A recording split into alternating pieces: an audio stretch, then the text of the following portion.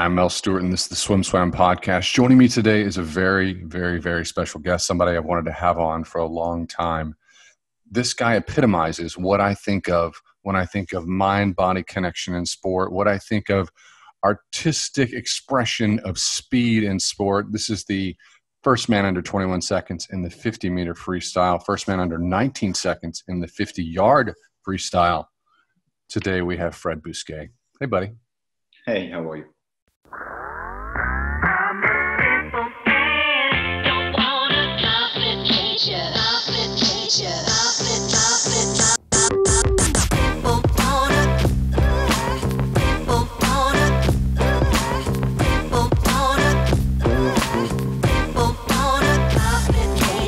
Probably the most interesting subject in swimming. You know, there's a lot of interesting subjects, but you've got it.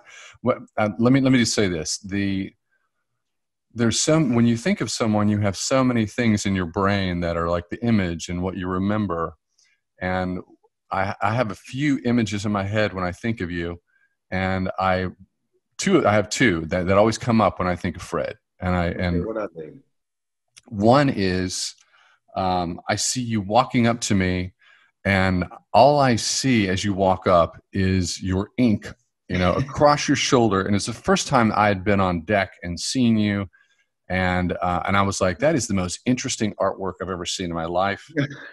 The second, and I want to talk to you about that. And the second is 2009 World Championships, which was really just fun. And I was in the stands, and I wasn't working in media. I was there to enjoy the World Championships. And you on deck, and I think you were wearing a jacket suit. You look like a spaceman. Was it white? What color was your jacket at the 2009 Worlds?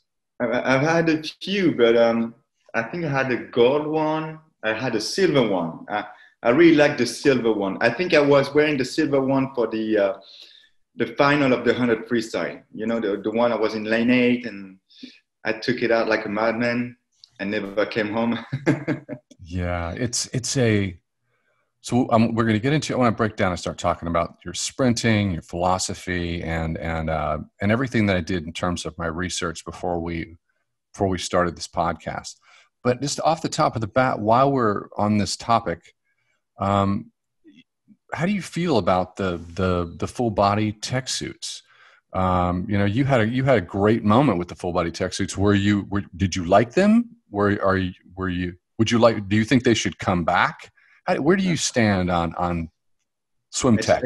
Okay, a few questions there, but yes, of course, I did like them. Not only because I felt great in them, not because only I was faster in them, but just because it brings so much attention to swimming. And I saw the progress that this sport could make because of those suits, because of this technology, advancing into a more professional area where you had brands like Jacket, like Arena, Speedo, fighting to have their suit. And I could see like many different companies, like many different, not outside of the swimming level, but different companies from worldwide wanting to be on those suits, to have their name, their brand on it. I mean, can you imagine? I'm not talking about having us like full covered of like any like McDonald's or Coca-Cola or anything like that, but a few big names could have done a lot better, could have done very good to the swimmers, to the community of swimming, just by bringing attention and bringing medias and advertisement. Anything that appears about the suits was good. Okay, the only mistake was, and it cannot be put on the swimmers or not even on the brand of swimming that made those suits, but the mistake came from the FINA ruling that left a little empty case about those type of suit, and everybody rushed into it. So we kind of, to me, from my vision, we jumped about 10 years into the technology. We, instead of improving year after year, like Speedo had made constantly, bringing the fast skin and those I don't remember the name of it, the one we wore in Beijing, they had like those panel of Laser racer. lasers. Yes, exactly. It was progressive. It was a small step, and then jacket and Blue 70 and whatever the other brand were, they just jumped 10 years ahead. And of course, we had about 100 and something world record beaten this year. But to me, at the end, it was still a good thing. He made you guys, the media, talk about swimming on a different subject than performances, swimmers going out with other swimmers, or doping. It was a new subject. It was a new subject about swimming, which was making this sport more alive. I wish we could have found a solution, find a way to keep those suits. I don't think that going back to textile is a bad thing overall, because it has proven the point that the swimmers, they own their performance. The results from swimming today, the world record beaten by Caleb or any other guy on the planet, is owned by the swimmer, not by the suit. That was the very dark side, the very negative point about this whole era suit, was that any world record you would have beaten at that time, the first question was, what suit was he wearing? Or what suit was she wearing, you know? So at the end of the day, the 20.9 that I swam in the jacket was pretty much, okay, the jacket swam 20.9. Let's see what the arena can do, you know? And I'm like, no, guys. Okay, the suit does a lot, but whatever is inside the suit does a lot more. What I liked about the suits was that it was it brought a dimension to swimming that was, and you described it, it felt like Formula One racing. It felt like it was a marriage between commercial side and the athletic side. A lot of people didn't like that. And because they felt like the technology was butting into the conversation too much. Right. Yes. On a personal you have a purist like Yannick Agnel or even Michael Phelps who refused to wear those suits, and I cannot blame them, because I understand that point of view. But from my point of view, which is from a swimmer who never really thought that he was very talented or very aquatic, he helped me a lot. And I could see that those suits will democratize a lot more swimming in a way that a lot more people could advance to higher level in an easier way. Okay, it's helping, but anything in any other sport, any technology helps any other sport. I mean, I'm not even going into Formula One or car racing, but let's go to track and field. Okay. I did like that it brought more money into the sport. There were more athletes were sponsored by suit companies, and they had support. A lot of people don't like the tech suits, but I thought it was an interesting dimension. You said something right then. You said you didn't feel like you were personally, and I don't want to I don't want to say this wrong, but you said you didn't feel like you were the same talent, the same aquatic ability. No way. No. That's what I said. Explain that. Well, and I still believe, I always believe in my career, and I still believe that I wasn't made for swimming. I wasn't the type of athlete that was made for swimming. I came into the sport very late. I started swimming in a club at 14 years old, lacking a lot of technique, lacking all the things you learn in swim school at a young age, lacking aerobic capacity as well. And basically lacking the aquatic part of being a swimmer, you know, being comfortable in the water, which I was never. So in that way, I never took myself as a talented swimmer, like you could tell by watching a Yannick Agnel or watching, I mean, to me, the most talented swimmer I've ever seen or ever witnessed is Anthony Irving. I cannot start to compare myself to him because it's a two different world. And so obviously, me considering myself as a not talented swimmer, I could tell that the suit will help me a lot. On top of all the workload I would put into the training as well, of course. But that's what I was saying. In talking with David Marsh before I jumped on with you, and David said this. He said, of all of my athletes over my entire career, Fred was the most professional and the most dedicated, showing up early, willing to stay late, a student of the sport. He really loves you and really loves that aspect of your personality. You said, you didn't have the ability because you started late, but do you feel confident about your dedication once you got in? Is your opinion of your dedication and training and prep, is it at the Marsh level? Yeah, well, maybe not at his level, but and I appreciate his compliment because coming from him, he's a person I admire very much, and I trust him as a person, as a coach, and to me, he's the best out there, the best you can have. But I joined him on that reflection because I knew that I wasn't the most talented one on deck. I knew that I was lacking a few years of swimming in my younger age, and I had to make it up for it somehow. And the only way for me to make it up was to work more or be more intense into the work ethics that I had to make up that lost ground. It must have been scary to come to the United States when you did, because the way David describes it is, well, you were not someone who was timid. You had a lot of confidence. He said he didn't speak English. He barely spoke a word of English, and he showed up, but he was obviously incredibly bright, and that must have been frightening. Was it scary?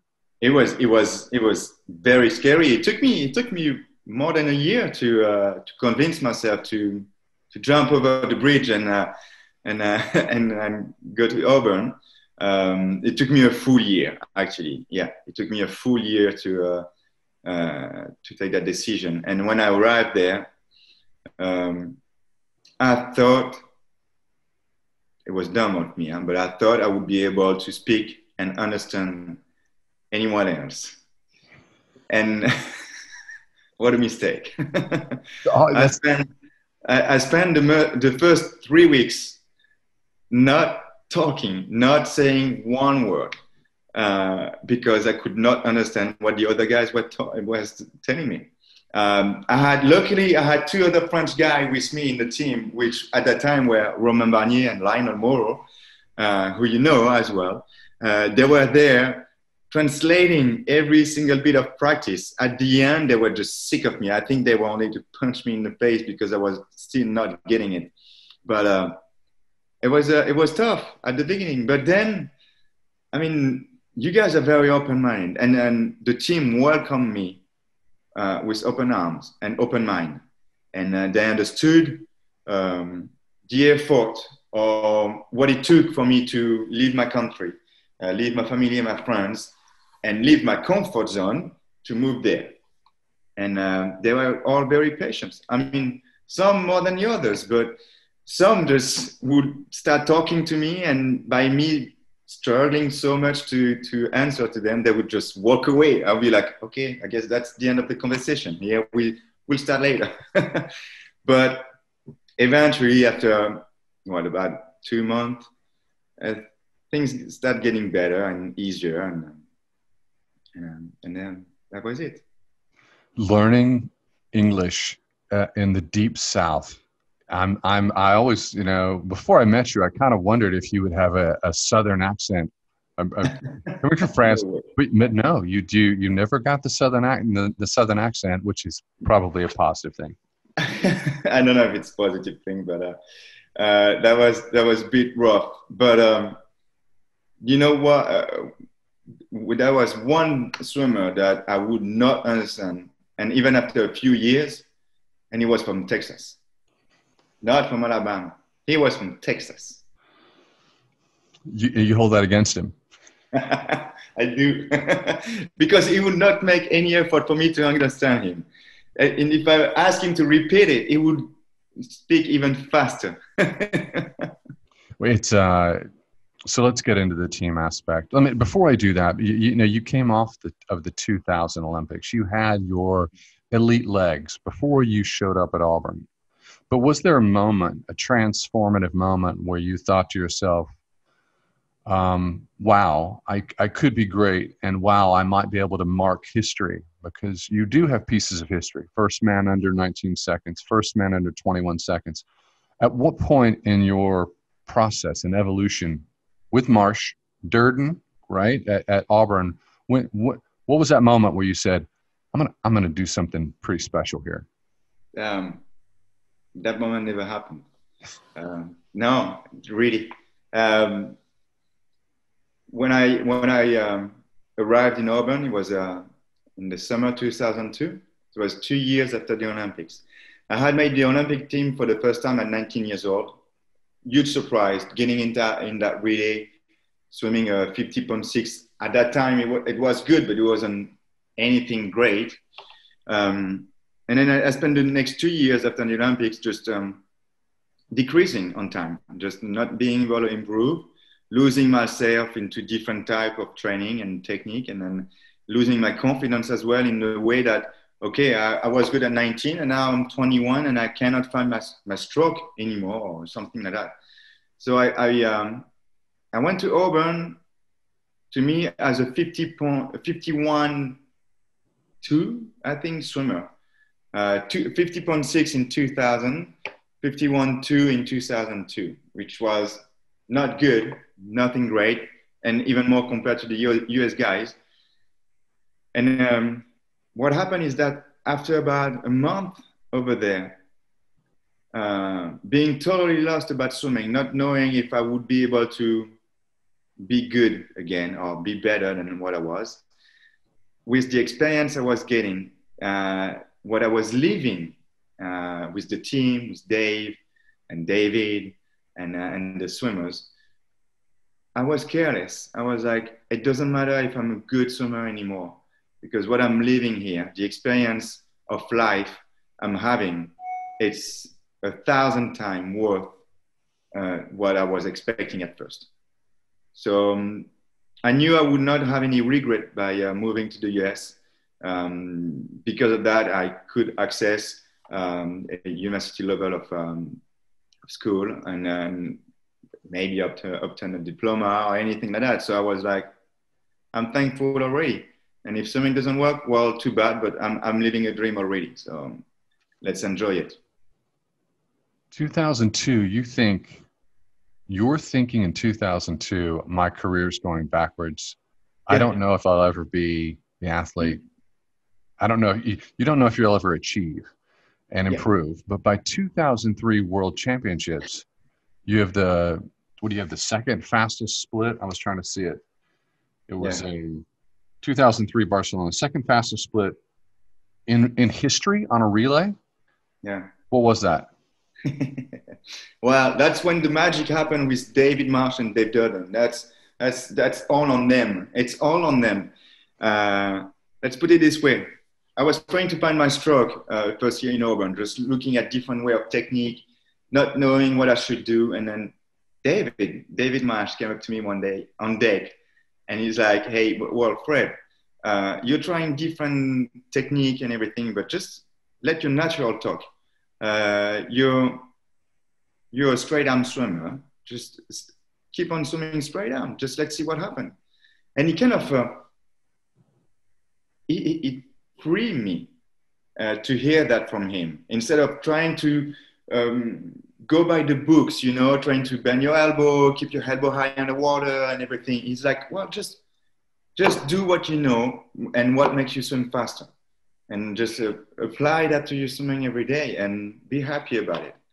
And we focused on the qualities I had and not the weaknesses. And then at the end of the year, he gave a 47:03 inside that relay. How'd that feel? It felt good. I get to say that race felt amazing. I was in a state of mind so angry and pissed, not at anyone, not pissed off at anyone, but pissed off about the situation that was going in. We had qualified for those World Champs as a team with the relay. And after prelims, we were sitting third, which was good, which was great for us. Of course, we knew that the US and the Australians, they were going to bring their A guys in the relay for the afternoon, so they would kill us in the afternoon. But for sure, we were aiming for top 5. You know, top 5 in the world at that time. That was all we wanted. And then the race started, and then I can see us like slowly decreasing in the result score. And at some point, when my teammate flipped at the 250 mark, I see we're sitting 8th, and that just pisses me off. And then I have Romain Barnier, who was on that relay at that time, walking out of the pool, walking behind the blocks with me, and he just started yelling at me, like just throwing out words, which who put me in like a position where I was mad. I had madness coming out of me, and I just wanted to get in the water and swim. I didn't care about anything else. And then as soon as I hit the dive, it was gone. I put my head in between my strokes and did not think about anything else but just catching up on everybody else. And we had the Italian team right next to us. And, you know, the French and the Italian, we always been into that little battle of pride, I guess, thinking that the French are better at soccer than the Italian, which of course is. But we wanted to prove to them that French could be better at swimming than the Italian as well. And we were way behind them. And Filippo Magnini just jumped in right before me. And I'm like, I'm getting him. I'm gonna hit him. And the race went on. And at the end, I did not see anything else besides the Italian on my left side. I did not see the Australian. I did not see the other teams. To me, they were too far ahead. So that was a pretty big surprise when I hit the wall and I see that we were getting third. And I think we beat the Australians by 1/100 too. So we got lucky. I would say we got lucky on that one too. It's also from David and talking, and also from your fans watching you. There's an intensity and about you. It comes off of you, and you feel it when you walk past. Fred, by the way, if you guys are listening out there, you're not watching this video. When you walk past Fred Bousquet, you feel his energy. He vibrates. So the question is, where does that come from? Where does that emotion, where does that anger come from? David described you as an emotional swimmer, not someone who could do it individually. He could do it for the team. He could do it for the relay. Yeah. And he goes, where does that, he wants to know where that comes from. Where does it come from?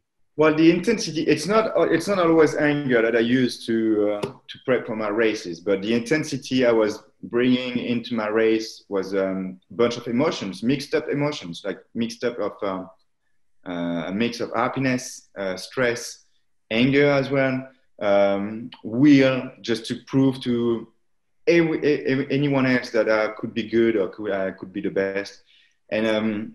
And the fact that this intensity comes out of me, I guess I have on that to my mom. My mom has never been able to keep any emotions inside, and anything that she feels, you can see it on her face. And I guess I'm the same as her. Anything that I feel, if I'm happy, you're gonna see me smiling. If I'm down, you're gonna see me like down, you know. And people, I'm open to that. And I don't care. I like that. And I knew that by working on this intensity was also disturbing, kind of disturbing my competitors, because they would see me in that state. They would wonder, it will take them out of their own race by watching me, you know. And at some point, I was like, hey, if I do that to them, it's not doing any good to them. So just keep on doing it. So as someone who was on deck and can tell, as a witness to Fred Bousquet, I can tell you this: you're very respectful of media. You understand media and their part of swimming coverage, but you're also someone who has very good boundaries. I remember moments where we would make an interview request, and you would just do this, and so you guys you can't see it, but you would just go, and I just shook my head, a very curt shake, and I knew, okay, that's it. He's letting us know no, but it was you communicated what you needed and what you were okay with doing. And it's a little different from a lot of athletes. A lot of athletes would sort of kowtow and just kind of walk up and maybe give a poor interview. But if you didn't want to talk, you didn't talk.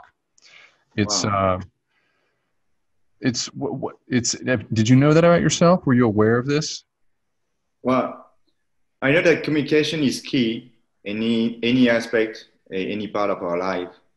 And sometimes it's better to shut up than to be a poor communicator. And sometimes I would just come out of my races and I knew that what I would have to say or what I would answer would not bring anything good to the interview or to the sport of swimming or to myself, you know? I mean, what are we doing now is we're sending each other. You're sending your program, I'm sending myself as well. And it's the same way on deck. A swimmer coming out of his race, he's going to go sell himself to the media, hoping that the media will put him on the stand where everybody will look up to him. And then you have like sponsors and everything. It's a game. It's kind of a game. It's part of the game. And sometimes you have to take yourself out of the game in order to not hurt yourself. Very professional of you.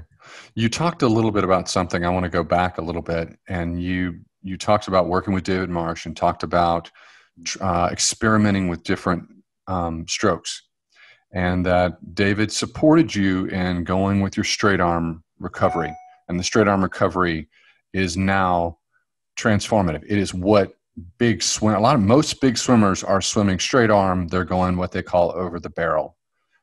I would say that pound for pound, in terms of your size and stature, you are the fastest man on the planet. It seemed like you got so much out of your body. Tell me the process of going straight arm and developing that stroke that was really unique and transformative. When did it connect and you went, this is it? Okay. It was very basic because when I started swimming, for me, swimming fast was turning my arms around as fast as I can. And by bending my elbow, I could feel that I could not turn my arms as fast as I wanted to. So I started opening my elbow. But at first, I would open my elbow more to the side, not like a really straight up arm like I used to do.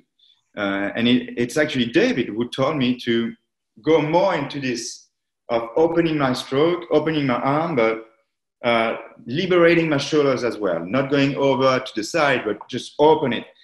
And then I felt a really good balance doing that in a way that the only thing I believe that was good about me as a swimmer is I had a very good balance as far as power and weight. To me, I was more powerful than the average level of athlete who were the same weight as me. But in order to be better in the water, I needed to apply this power in the water in the best way I could, in the more efficient way I could. And the most efficient way I found was to go straight arm. It was a very tough job to keep my body aligned by doing that. So, okay, I just work on quads and abs and holding my body together and stronger legs as well. But it felt more natural anyway. When I see Caleb Dressel, it's not the same stroke, but I see some similarities in terms of the just your build, and the power that I see from him. It seems there's a similarity there. I'm not a sprinter, buddy. I don't, sprinters to me are like magical creatures. I don't, and I never coached. I was a mid-distance guy. How would you compare your stroke to the current fastest swimmer on the planet in terms of just style and efficiency? Wow. Caleb, and let's say Caleb, Flo, and Bruno Fratus are all of them using the straight arm technique, but in a different way. Let's say Bruno. Bruno has, to me today, the most efficiency as far as going around, having the fastest tempo, yet being the most efficient underwater, being able to keep a tempo that high, and in the same time being able to apply and not lose any water. To me, it's amazing. It takes a lot of work. And when we talk about work ethics, I think a guy of Bruno like that. But Bruno, to say the difference between Bruno, Caleb, Flo, and I is that, to me, when I studied swimming straight arm, I learned swimming by watching Alexander Popov swimming, which is really relaxed, those fingertips under, like above the water, just being relaxed and everything. So when I studied swimming straight arm, I still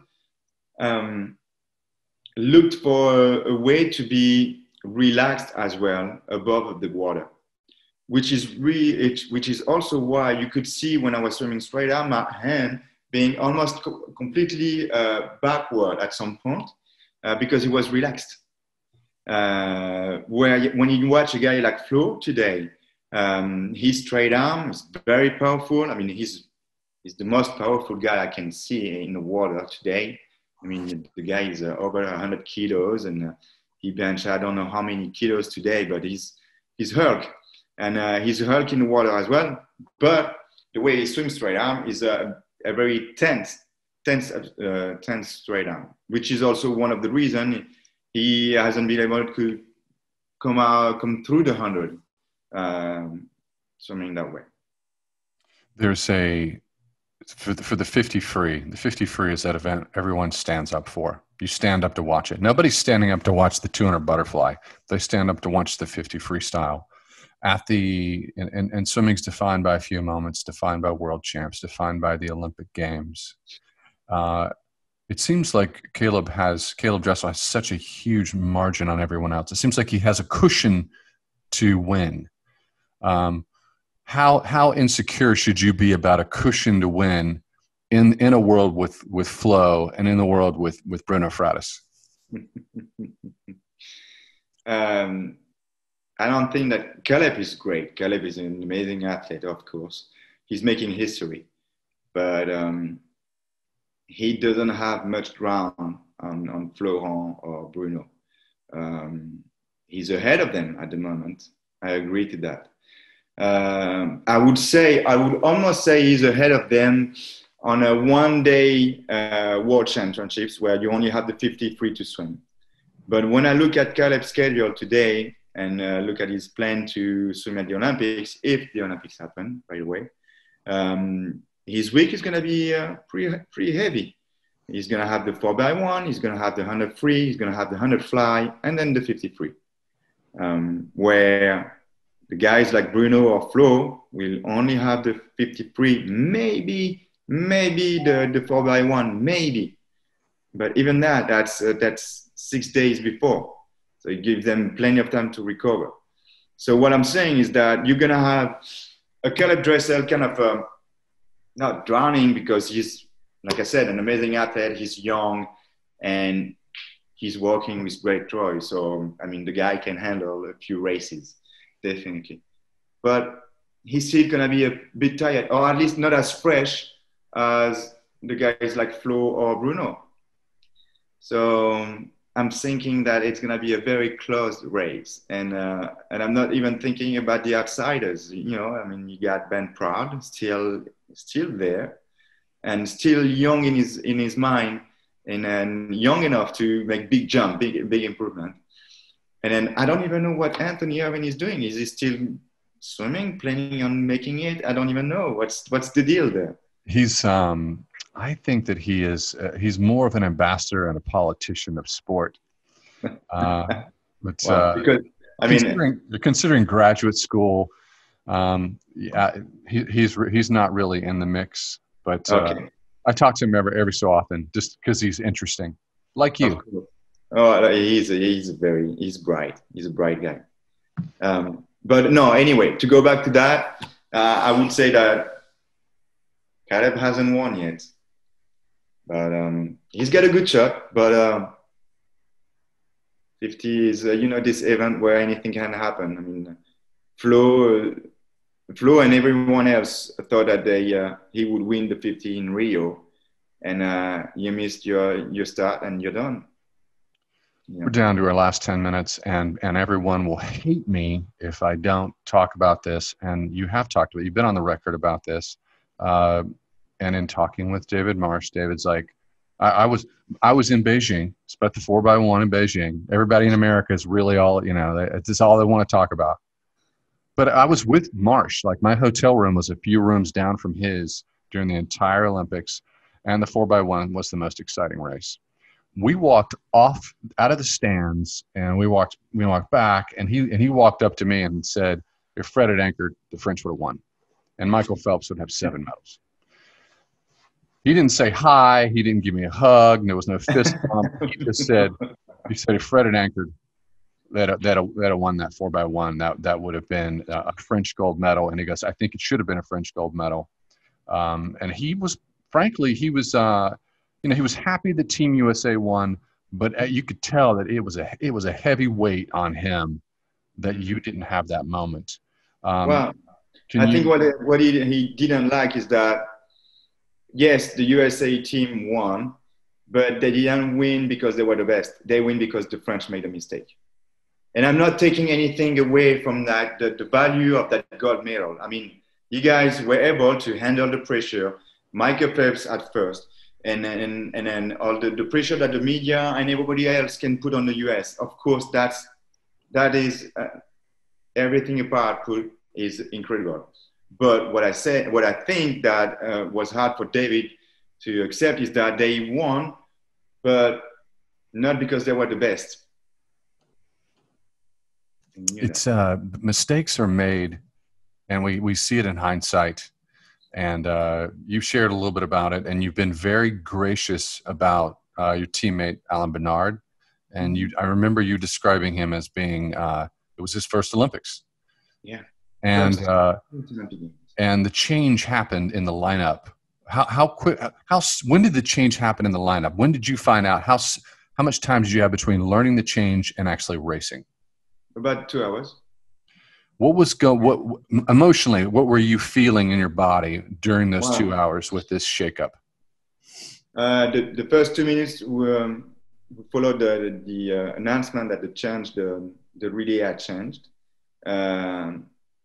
It was a mess. All of us were a big mess because it was a mix of anger because the staff didn't pay attention to our word and didn't respect us by going against our decision and by going behind our back, not telling us they would change the order. So there was a lot of anger, and then there was this emotion of you're down. You're like, okay, well, there is no way we can win, or there is no way we can do something good because we just had never thought about a different order than the one we had. And we had work all together on that order of the relay. We had work on the relay exchange. We had work on finishes. We had work like mentally when you visualize your race, when you get ready for your race and you visualize it. I visualize my race with the order of my teammates. Not any other, no other possibility. And then you found out about 2 hours before the race that, well, you guys, we think you're shit. We're going to put the order we want, not telling you about it. We want to have the balls to come to you and tell you to your face that we changed the order. we will tell it to one of the swimmers who was in charge to give us the info. I mean, how can you react? At some point, I wanted to punch the guy in the face.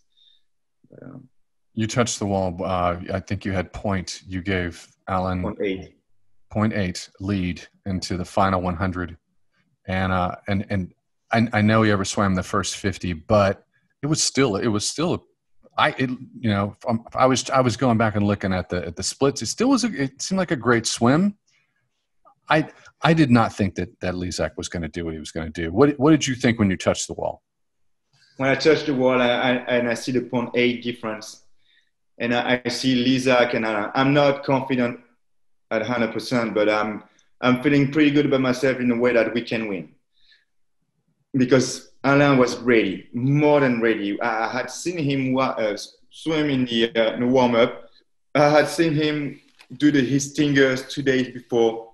I knew that Alain was in the best shape of his life, just building in that confidence coming into this year as a world record holder in the 50 and the 100. So when I touch the wall and I see Alain swimming, I'm like, well, we're going to have that one. We're going to get it. We're going to get that gold. And I see him flip at the 50.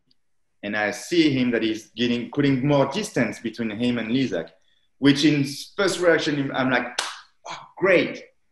Even more chances to win. But then I try to see what time he won and the time he's gone to the 50. And I'm like, okay, he went out fast. Let's see, but he can handle it. He's young, he's got talent, he's got a heavy lot of work behind him, so he can handle it. But when everything went down to me is when I saw him started to swim towards the US lane and getting closer and closer to the lane line. And I was like, that's the end. That's the end. It's you can surf. Lizak surfed all the way into the wall. He surfed somehow. He did catch a little wave. I mean, he didn't surf all the way, but he did catch some wave. I mean, the guy is smart enough. He's got enough experience to be able to see what's going on in the race and then catching what he can. You cannot blame anyone for that. I cannot even blame Alain for getting closer to the lane. I mean, that's what we do naturally. We're so used to swimming circle lane all year long, doing warm up and training and everything that it's something we do naturally. You're getting tired, you get closer to the lane. So it gives you kind of a way to feel your speed, you know. The only thing I could regret about that race is Alain, when he touched the wall, he looked at the board before touching the wall. Yeah, he raised his head before, and all the other mistakes, okay, they're rookie mistakes. I don't mind, you know, going out too fast, swimming next to the lane line. They're rookie mistakes. First race at the Olympic is a final of the 4x1, the most important race in the Olympic Games, and against the US. Okay. You can't handle that much pressure. I agree with that. The only thing I cannot agree with is opening up your head when you're a sprinter. You know how to finish. That's the only thing. No one's going to forget you in the United States for the next 50 or 60 years because of that race, and because there's been so much talk about it. What I wonder is, does the French Swimming Federation, do they call you before big meets and say, hey Fred, what lineup do you think would work on the 4x1? Are they consulting you? No, not anymore. Not anymore. I think I yelled at them too much during my career for them to call me now. I offered my services. Sincerely, I offered my services to the federation after the Rio Olympic Games, when I told them I was walking out of swimming, walking away, and that it was time for me to retire. I told them, okay, look guys, I'm not trying to grab on everything or trying to find a new opportunity. I have opportunities waiting for me. I have a job waiting for me at home. I know what I want to do, and I have my professional career all lined up. But I do want to stay involved in the sport of swimming in any way I can. So of course I will keep and stay close to the club of Marseille and close to their swimmer and talk to them and give them advice or answer to the question whenever they want or feel like it. But I also told them, if you want me involved with the younger kids, the younger generation, like just sharing my experience with them, answering questions, going to different type of training center or anything, just let me know. I'll be more than happy to do that. Yeah, no, it's been 4 years. I'm still waiting for the call. I'm not surprised. As we close out here, I want to talk to you just for a second. Just want some comments about your artwork, your ink. It's it's something that is so unique to you. The head of production for our company is Coleman Hodges. He has gotten his ink and artwork. It's not yours, but it is inspired by yours. Really? Yes, you've got fans everywhere, buddy. At one point, we were on deck, and I asked you on camera, as you know, I said, "Hey, are you going to get the Olympic rings?" And you answered me, and it surprised me. Yeah, so I was like, "You said, you know what? Everybody does it. It's not." He goes, "I'm looking. My artwork is unique to me." You didn't get the rings. Can you explain why? Well, because the rings to me, it looks like a stamp because everybody has it. Everybody that made the Olympics.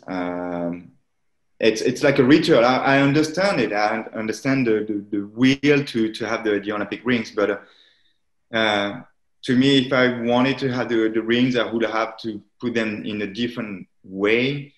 And it would be too far from the reality of what it is.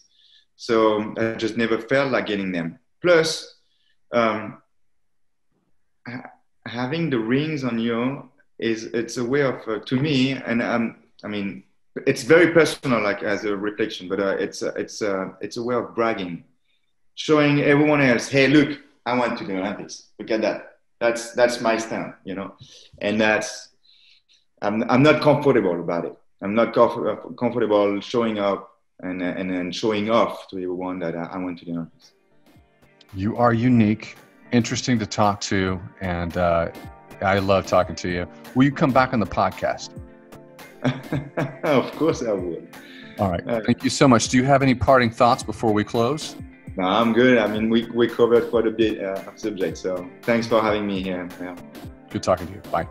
Thanks. Bye-bye. I'm going to cut it there. Yes. Thanks, buddy. You have a good day. Thank you so much. I really appreciate it. Too. A lot of fun. Bye-bye. Take Bye-bye. care. Take care. You've been listening to the SwimSwam podcast. Stay tuned for new episodes every week. You can take SwimSwam podcast on the go by subscribing on your favorite podcast platform. Look for links in the description below, and be sure to subscribe to our YouTube channel for more videos as well.